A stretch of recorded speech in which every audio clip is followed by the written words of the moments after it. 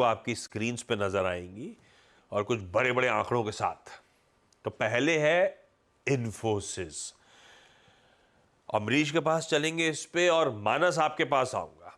Chart आप ready रखना। ये तो हेडलाइन में आंकड़ा बड़ा डराने वाला था। इतना कैश बचा है इनके पास कि नहीं बचा? 32,000 करोड़। हाँ। आशीष, वाकई में बड़ा अमाउंट है। और इनको डीजीजीआई की तरफ से, कर्नाटका स्टेट गवर्नमेंट की तरफ से दरअसल एक नोटिस मिला है। वहाँ की राज्य सरकार कहती है कि 32,000 करोड़ की जीएसटी इन्होंने पे नहीं की है। आप कह सकते हैं जीएसटी की चोरी हुई है। अब नोटिस जुलाई 17 से मार्च 22 के बीच के अवधि वाला है। हालांकि इस पर कंपनी ने भी जवाब दिया है और वो एक्सचेंजेस पर भी कल शेयर हुआ था। कंपनी बेसिकली कह रही है कि देखिए, ये जो डिमांड आई है वो लार्जली कंपनी की ओवरसीज आर्म पर आई है। और ओवरसीज आर्म अगर कोई सर्विसेज प्रोवाइड करती है इंडियन एंटिटी को, उस पर जीएसटी की कोई देनदारी नहीं बनती है। ये इनफैक्ट रेगुलेशंस कहते हैं। इनफैक्ट उस रिलीज में तो ये भी कहा गया है कि कुछ क्रेडिट इनको मिलना चाहिए गोइंग फॉरवर्ड। कंपनी ने कहा है कि जो भी बकाया था जीएसटी का वो उन्होंने एडवांस में पहले चुका दिया है। ये 32,000 का जो नोटिस आया उसको पूरी तरह से खारिज कर रहे हैं। ऑफकोर्स ये मामला अब आगे बढ़ेगा, लेकिन एक बड़ा झटका जरूर है और इसी को देखकर शायद वो एडीआर पर भी प्रेशर बनता दिखाई दिया था। हाँ, बात सही है। एक एलिज्ड टैक्स इवेशन जो ट्रांजैक्शंस इनकी ओवरसीज ब्रांचेस ने 2017 से 2022 के बीच में करे, और इनका कैलकुलेशन कहता है जीएसटी डिपार्टमेंट का 32,000 करोड़ का ये आंकड़ा। बट ऑब्वियसली इन्फोसिस कंटेस्ट करेगा और उसने अपनी सफाई भी सामने रखी है। एक बात रिकॉल करा दूं, ये जीएसटी की जो सिस्टम था ना, उसका कॉन्ट्रैक्ट इन्फोसिस को ही मिला था स्टैब्लिश करने का। आज उसी की गाज गिरी है 32,000 करोड़ रुपए की। अमरीश, क्या करेंगे भाई? अब इसे कंटेस्ट करा जाएगा, पर अगर ओवरहैंग आ रहा है, दबाव आ रहा है, आप बायर हो इन्फोसिस में या नहीं? देखिए, इसके कारण यदि नीचे आता है, एडीआर तो ऑलरेडी 2% नीचे है, तो यहाँ भी नीचे खुलेगा विद अ गैप। पर मुझे लगता नहीं है कि इन्फोसिस का जो कॉर्पोरेट गवर्नेंस देखते हुए कि इतनी बड़ी चोरी शायद इम्पॉसिबल है इन्फोसिस में, तो ये तो श्योरली इन लोग डिस्प्यूट करेंगे और चलते रहेगा। हम लोग ने रिसेंटली भी देखा था, गेमिंग कंपनीज पे बड़ा बड़ा जीएसटी लगाया था, कुछ हुआ नहीं अभी तक। तो I think this will just go on. पर आज एक नीजक रिएक्शन रहेगा, इट विल ओपन लोअर। तो यदि काफी नीचे खुलता है, then I think it's a buying opportunity, क्योंकि आईटी स्पेस ओवरऑल काफी पॉजिटिव लग रहा है यहाँ से। और यदि इस टाइप का डिमांड इन्फोसिस पे आया, तो surely it will also come on the other IT companies, क्योंकि लाइक मोरलेस सेम अरेंजमेंट रहता है between overseas branches and the Indian office. तो I think this sort of I mean demands can come for the other IT companies also. अब ये tax चोरी कहें या फिर दरअसल परसेप्शन हो गया, टैक्स ट्रीटमेंट कैसे होगा, ओवरसीज ब्रांचेस को एक इंडिविजुअल के तौर पे ट्रीट करें तो टैक्सेशन बनता है, ऐसा जीएसटी डिपार्टमेंट का कहना है। पर ठीक है, हाँ, 2-2.25% कल के अच्छे यूएस के बाजार, जब एसएनपी और नैस्डैक वो टेक्नोलॉजी स्टॉक से चलते बहुत तेजी में थे, तब इन्फोसिस का एडीआर 2.25% गिरा हुआ था। पर उसे एडजस्ट करिए कि अपने आधे परसेंट की गिरावट ऑलरेडी थी, तो दरअसल 1.5% के आसपास, 0.25% के आसपास की ही कमजोरी रही। पर इन्फोसिस चार्ट्स पे मानस कैसा प्लेस्ड? भाई ये ओवरनाइट डेवलपमेंट्स हैं, उससे पहले की तस्वीर कैसी थी?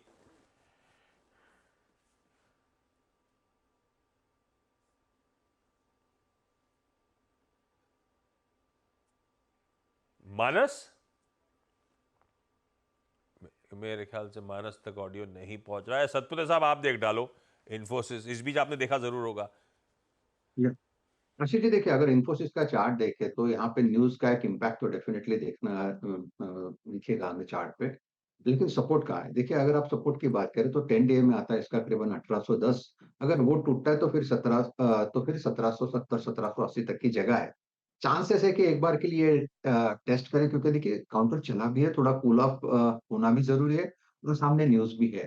तो आज अगर 1800 1780 अगर इस लेवल को ये सस्टेन करता है, रिस्पेक्ट करता है, तो फिर हम इसमें एक पुल बैक ट्रेड करेंगे। अदरवाइज फिलहाल के लिए इस न्यूज को एडजस्ट होने देंगे।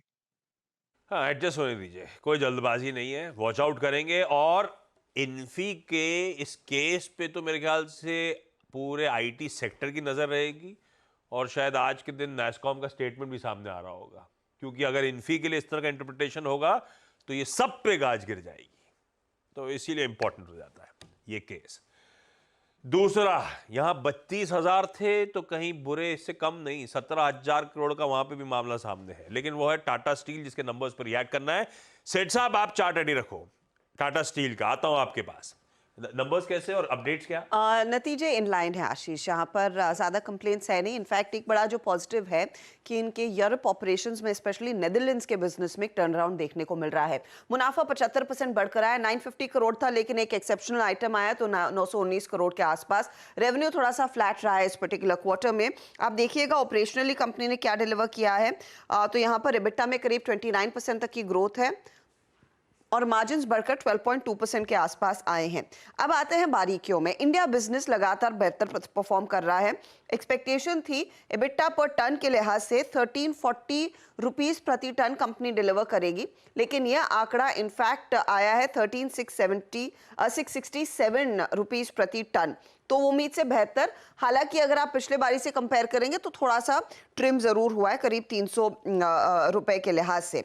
रॉ मटेरियल कॉस्ट इस क्वार्टर में थोड़े से कम रहे हैं। ये ट्रेंड है आपके लिए पिछले 3 क्वार्टर्स का कि एबिटा पर टन में क्या हुआ है। जो बड़ा पॉजिटिव है वो दरअसल है नेदरलैंड्स का बिजनेस। नेदरलैंड्स के बिजनेस में 6 क्वार्टर्स के बाद एक पॉजिटिविटी देखने को मिली है, और वो एक बहुत बड़ा पॉजिटिव रहेगा। Q1 में करीब एबिटा पर टन नेदरलैंड्स वाला 3075 रुपए प्रति टन के आसपास आता हुआ दिखाई दिया है, जहां पर पिछले क्वार्टर्स में लगातार ये नेगेटिव में रहा है।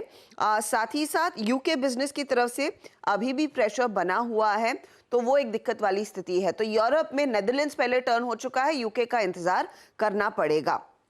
कंपनी ने एक्सपेंशन अपडेट दिया है कि सितंबर 2024 यानी कि अगले महीने, कंसिडरिंग हम अगस्त में आ गए हैं, 5 मिलियन टन प्रति एनम का कलिंगा नगर ब्लास्ट फर्नेस शुरू होता हुआ दिखाई देगा। वो एक पॉजिटिव है। साथ ही एक जो ओवरहैंग रह सकता है कंपनी के लिए, वो है दरअसल जो सुप्रीम कोर्ट ने कहा था हाल फिलहाल ही, इसी हफ्ते शुरुआत में खबर आई थी कि स्टेट्स के पास अथॉरिटी है कि वो मिनरल राइट्स पर टैक्स वसूल सकते हैं। अब उस पर फाइनल फैसला आना बाकी है। हालांकि इसके मद्देनजर कंपनी ने 17,300 करोड़ की प्रोविजनिंग कर रखी है कि अज्यूमिंग इनके कुछ राज्य जहां पर कंपनी माइनिंग करती है वहां पर कुछ बकाया सामने पेश किया जाता है, तो उसके लिए एक बफर तैयार किया गया है। उस पर ऑफ कोर्स और खुलासा कंपनी का मैनेजमेंट आई एम श्योर करेगा जब उनसे बातचीत करेंगे आज हम, लेकिन ये एक और चीज है जिस पर नजरें होनी चाहिए। हाँ, ये इशू आ गया। नंबर्स तो खैर इनलाइन टाइप्स हैं, थोड़ा बहुत अगर बीट दिख रहा है तो नीदरलैंड्स का कारोबार है, वो अच्छा ही करता है, पिछले कई क्वार्टर्स हाईलाइट है। डेट बढ़ रहा था, 77,000 करोड़ वाली डेट बढ़ के 82,000 करोड़ पे पहुंच गई थी वर्किंग कैपिटल रिक्वायरमेंट्स के चलते, और ये आ गया ऊपर से 17,300 करोड़ रुपए का मामला। अगर तो सुप्रीम कोर्ट फाइनल नोट दे देता है, स्टेट्स लिवाई कर सकते हैं टैक्सेस, मिनरल टैक्सेस, तो और रेट्रोस्पेक्टिवली कर सकता है जो ओडिशा सरकार चाहती है, तो 17,300 करोड़ रुपए लगेंगे, जिसके लिए इन्होंने प्रोविजनिंग करी। नंबर्स इनलाइन और ये एक्स्ट्रा प्रोविजनिंग थोड़ा सा कंसर्न, तो मूड तो थोड़ा ठंडा ही है। पर चार्ट्स पे सेठ साहब कैसा प्लेस्ड भाई टाटा स्टील? जी आशीष जी, टाटा स्टील का अगर स्ट्रक्चर देखें तो 157 158 के आसपास एक इसका स्ट्रॉन्ग सपोर्ट है। स्टॉक हमेशा इन लेवल से एक रिवर्सल दिखाता है। रिसेंटली भी हमने देखा कि स्टॉक वहां पे एक बेस बनाने की कोशिश कर रहा है, आरएसआई के साथ एक डाइवर्जेंस है वहां पे, तो 157 158 जब तक इंटैक्ट है, स्ट्रक्चर इज पॉजिटिव।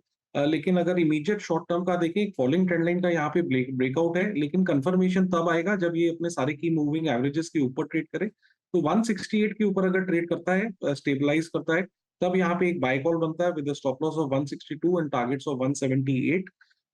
तो थोड़ा सा result reaction first half an hour to one hour तक टाटा स्टील का थोड़ा देख लेना चाहिए।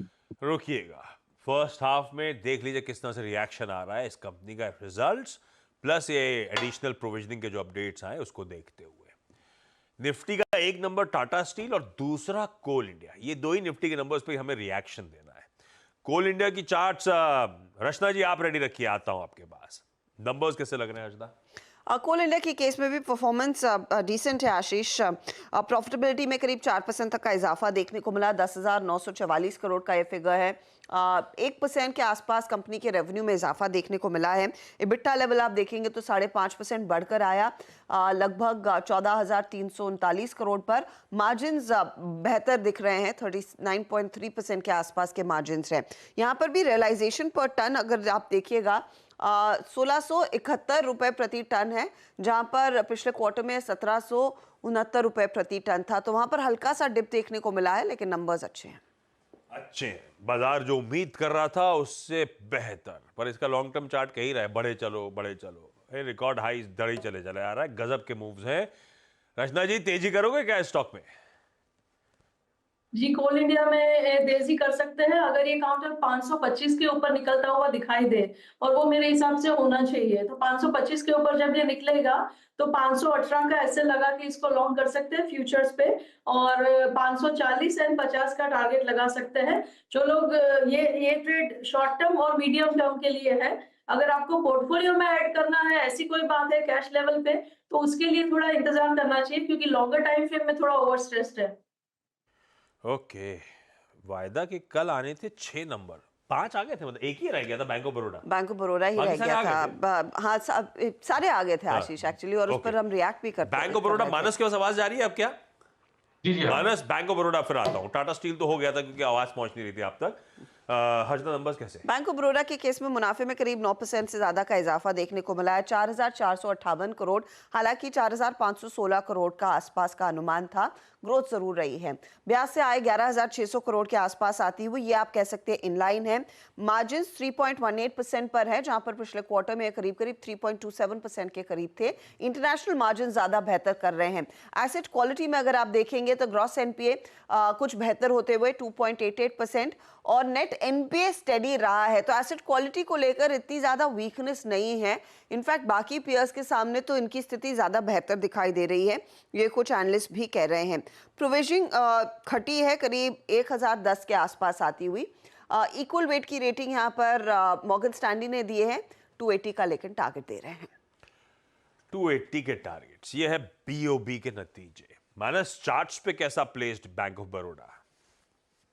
देखिए, अभी कुछ दिन पहले ही बैंक ऑफ बड़ौदा ने अपने 200 मूविंग एवरेज पे सपोर्ट लिया था, उसके बाद रिकवरी भी देखने को मिली, लेकिन अभी भी एक बड़ा हर्डल है 260 रुपए। 260 के ऊपर निकले तब आप एग्रेसिव होकर 250 के स्टॉप लॉस खरीदारी करिए, उसके बाद आपको 280 285 तक के टारगेट देखने को मिल सकते हैं। ओके, अच्छा, आज निफ्टी के 5 रिजल्ट्स आने हैं। अदानी ट्विंस जो निफ्टी पे, Adani enterprises, Adani ports, ITC, Tata motors, इन सब के नंबर शेड्यूल्ड है आज के लिए, और सन फार्मास्यूटिकल्स। गाबा सर, आपका ओल्ड फेवरेट, मतलब बहुत समय पे आपने बताया था, कब बुकआउट कर लिया सब मेंशन कर रहा था, वो आईटीसी था। अब वो प्रीवियस रिकॉर्ड उच्चतम स्तरों को ब्रीच भी कर गया था इस मोमेंटम में, इस बार जो पकड़ा मूव। कैसा प्लेस्ड आईटीसी नंबर्स से पहले, क्या कह रहे हैं इसके चार्ट्स? वेल, आईटीसी का चार्ट बेसिकली है तो पॉजिटिव, कह सकते हैं कि 480 490 स्ट्रॉन्ग सपोर्ट जोन है। थोड़ा अगर डिप मिले तो बाइंग अपॉर्चुनिटी है, मुझे लगता है 520 तक जाना चाहिए, मैटर ऑफ टाइम। तो डिप्स आर वायबल। आईटीसी थोड़ा स्ट्रेच है क्योंकि 420 430 से जो चला है 5 तक चला गया, तो यहाँ पर थोड़ा रुक सकता है, लेकिन रुकना है तो अच्छी बात है, इज अ पॉज, तो इज अ बाय मोड पर आईटीसी। ठीक है, अब आपके रडार पे नहीं आ रहा, वो कंपेलिंग रीजंस नहीं रह गए पोर्टफोलियो में, ट्रेडिंग वेटिंग पोर्टफोलियो में ऐड करने वाले, है ना? बिल्कुल, एब्सोल्युटली है तो पड़ा रहे, हाँ। लेकिन अभी लेना चाहिए, इट्स कंपल्सिंग बाय, वो नहीं। परफेक्ट, ठीक बात। ये है आईटीसी की तस्वीर, लेकिन आज 5 निफ्टी के नंबर्स अवेटेड। अब जान लिए जाएं, अपन ने निफ्टी 50 के नंबर्स, वायदा का एक नंबर चर्चा कर ली थी, लेकिन कैश के बहुत सारे इंटरेस्टिंग नंबर्स हैं और ब्यूटीफुली एक्सप्लेन कर दिया जाएगा अच्छे कौन से, बुरे कौन से, गुड, बैड, अगली। अर्जुदा, कौन कौन से? कई सारे नंबर्स हैं जिन पर आज मार्केट रिएक्ट करता हुआ दिखाई देगा, लेकिन गुड कैटेगरी में सबसे पहले आप GE-T&D डालेंगे। मुनाफे में हमने देखा एक बहुत तगड़ा इजाफा, 4 गुना मुनाफा बढ़ा है, आय 34% बढ़ती हुई। जेके लक्ष्मी सीमेंट के केस में परफॉर्मेंस अच्छा है, स्पेशली मुनाफे और साथ ही साथ ऑपरेशनली हमने देखा है बेहतरी देखने को मिली। भले ही आय डिप हुई हो, लेकिन इनका जो EBITDA है वो बेहतर दिख रहा है। फिनिक्स मिल्स के केस में हमने देखा है प्रॉफिट पे थोड़ा सा दबाव जरूर आया है, लेकिन रेवेन्यू में ग्रोथ है, EBITDA में ग्रोथ है, साथ ही 1:1 के बोनस का भी अनाउंसमेंट कंपनी ने किया। प्रेस्टीज एस्टेट्स के केस में अगर आप ध्यान दीजिएगा, इनका प्रॉफिट फ्लैट रहा है, लेकिन रेवेन्यू 11% बढ़ता हुआ। इनफैक्ट प्रेस्टीज का EBITDA 51% बढ़कर आया, मार्जिन 43% के आसपास रहे हैं। IFH सिक्योरिटीज जिस बिजनेस में है उसमें ग्रोथ है, 2 गुना मुनाफा बढ़ा, 56% आय में इजाफा है। प्रिकॉल का बहुत सॉलिड क्वार्टर आया, 42% की ग्रोथ मुनाफे में, आय 15% बढ़ता हुआ। प्रिकॉल का मुनाफा 5,152 करोड़ पर आया है। एस्टरडीएम का, बेग योर पार्डन, एस्टरडीएम के केस में इन्होंने एक एसेट बेचा भी था, तो वहां से भी पैसा आता हुआ। वैसे देखेंगे तो आय करीब करीब 19% बढ़ती हुई दिखाई दी है। साथ ही साथ आप ध्यान दीजिएगा कि यहाँ पर ऑपरेशनली भी एस्टर का परफॉर्मेंस अच्छा है, तो वो एक इंसेंटिव इनके हाथ आया है, लेकिन ऑपरेशनली परफॉर्मेंस अच्छा है। सॉफ्टवेयर बिजनेस में सोनाटा यहाँ पर प्रॉफिट घटा है, लेकिन इनके रेवेन्यू और EBITDA में इजाफा बनता हुआ, मार्जिन्स में करीब 70 बेसिस पॉइंट का बढ़त देखने को मिली है। उग्रो कैपिटल, टाटा इन्वेस्टमेंट, आपका फिनो पेमेंट्स, सबका परफॉर्मेंस स्ट्रॉन्ग रहा है इस पर्टिकुलर क्वार्टर में। रिलैक्सो फुटवेयर में हमने देखा है प्रॉफिटेबिलिटी पर हालांकि कुछ प्रेशर बनता हुआ। रेवेन्यू एब्सोल्युटली फ्लैट है, EBITDA और मार्जिन्स भी घटते हुए दिखाई दे रहे हैं। तो इनफैक्ट रिलैक्सो अंडर परफॉर्मर है, बाकी ज्यादातर नंबर्स अच्छे रहे हैं। रिलैक्सो अंडर परफॉर्मर, बाकी ज्यादातर नंबर्स अच्छे, तो फिर इंडिया इनका परफॉर्मेंस तो बढ़िया। और कुछ खबरों वाले स्टॉक्स? नहीं आशीष, वही है। ज्यादा इन्फोसिस सबसे बड़ी खबर है आज के लिए। ठीक बात। अच्छा, वेदांता रडार पर रखिएगा। कल सुबह अपन बता रहे थे क्रेडिटर्स की मंजूरी मिल गई थी उस डीमर्जर को रिलेटेड। अब कल अपडेट आया कि एक्सचेंजेस, ये देखिए कल वो जाते आते तेजी तूल पकड़ी। कल एक्सचेंजेस की तरफ से BSE NSE की भी मंजूरी डीमर्जर स्कीम फाइलिंग की आ गई है। तो अब वो विभाजन जो ना एक कंपनी का 6 कंपनी की तरफ, वो धीरे धीरे सारे अप्रूवल्स इन प्लेस आते हुए। सेठ साहब, वेदांता चार्ट्स पे कैसा प्ले? 450 कल जाते जाते बिल्कुल फैग एंड में एक अच्छा मूव आया था। जी आशीष जी, वेदांता का स्ट्रक्चर देखें तो ओवरऑल तो स्ट्रक्चर पॉजिटिव है, लेकिन स्टॉक थोड़ा सा कंसोलिडेशन मोड में पिछले 7-8 दिनों से 50 और 20 डेमा पे कंसोलिडेट कर रहा है। तो जब तक स्टॉक 435-440 के ऊपर है तो बायस पॉजिटिव रहेगा, लेकिन मोमेंटम इसमें तब आएगा जब ये स्टॉक 455-460 के ऊपर अगर ट्रेड करना शुरू करेगा तो एक अच्छा न्यू हाई दिखा सकता है। तो थोड़ा सा कंफर्मेशन का वेट करेंगे। 455 के ऊपर ट्रेड करे तो एक लॉन्ग पोजीशन यहाँ पे बनानी चाहिए with a stop loss of 448 and targets of 470. Okay, ATF की कीमतें बढ़ा दी गई हैं। जेट फ्यूल प्राइसेस, सतपुत्र साहब, इंटरग्लोब एविएशन आज से 3007 रुपए पर किलोलीटर वो दाम बढ़ाए गए। कैसा प्लेस है वैसे चार्ट्स पे काउंटर? वैसे आजकल ATF के प्राइस मूवमेंट ज्यादा फर्क पड़ता नहीं है, जिस तरह की स्वेलिंग इनकी रियलाइजेशंस वगैरह है, पर फिर भी रडार पे रखना है स्टॉक को। आशीष जी, देखिए मुझे लगता है कि जब तक ये 4,400 का इसका बेस मेंटेन करता है, क्योंकि देखिए ब्रेकआउट जो मिला था वो 4,400 पे मिला था, और ब्रेकआउट के बाद अगर आप देखें चार्ट तो पिछले 4 दिनों से 4,400 के ऊपर ही ये कंसोलिडेट कर रहा है, क्लोज दे रहा है। तो मुझे लगता है जब तक 4,400 मेंटेन है तब तक पूरे पूरे चांसेस है कि इसका रिसेंट हाई जो है करीबन 4,600, 4,650 यहाँ तक ये जाए। तो इंडिगो का जो बायस है वो पॉजिटिव रखे। स्टॉप लॉस अगर आपको रखना है तो 4,400 के नीचे रखना पड़ेगा और बाय ऑन डिप की स्ट्रेटेजी रखनी पड़ेगी। मानस ONGC 2 रीजंस के थ्रू, एक तो ATF के विंडफॉल टैक्स का रिवीजन आ गया। आज नया महीना शुरू हुआ है, फोर्टनाइटली यानी कि 15 दिनों की समीक्षा जो है वो सामने आ गई है। विंडफॉल टैक्स 34% रिड्यूस कर दिया गया है, 7,000 रुपए से घटाकर 4,600 रुपए पर टन। ये तो घटा ऊपर से मिडिल ईस्ट क्राइसिस के बीच में कच्चे तेल की कीमतें बढ़ गई हैं। इंट्राडे में बहुत अच्छे मूव्स बनते हुए, ऐसे में ONGC में करेंगे क्या? करेंगे, क्योंकि यहाँ पर ट्रेंड बहुत पॉजिटिव है। 4 दिनों से कंसोलिडेशन दिख रहा है, लेकिन हमें ध्यान रखना है अभी 5 दिन पहले हमने एक फ्रेश ब्रेकआउट चार्ट पे देखा है, तो खरीदारी करने का ही ट्रेड लेना है। 329 के स्टॉप लॉस से खरीदारी करिए, 345 और 352 ये 2 टारगेट आप सेट कर सकते हैं। ओके, वीरू के पास चला जाए आज के हॉट स्टॉक्स के लिए, उसके बाद आज की कुछ इंटरेस्टिंग ब्रोकरेजेस मैं हाईलाइट कर दूंगा। वीरू, आज लेकिन स्टॉक्स